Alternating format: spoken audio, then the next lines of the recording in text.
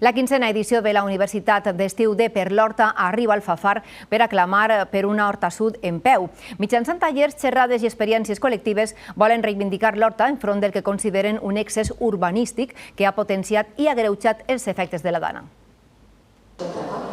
Amb el lema Horta Sud en peu, la trobada es proposa reflexionar com reconstruir-nos com a territori després de la dana. Avui estem fent un taller en el que estan versant al territori, en el que estan composant lletres per a poder expressar allò que els preocupa, que els inquieta o que volen contar del seu territori. I entre les preocupacions, els efectes de la dana. Es tracta de plasmar des de la part plàstica revisar un poc les resistències que hi ha hagut en contra per la defensa de l'horta i en els tallers expressar de manera versada com veiem l'horta en l'actualitat i quin és el sentiment que tenim després de la dana.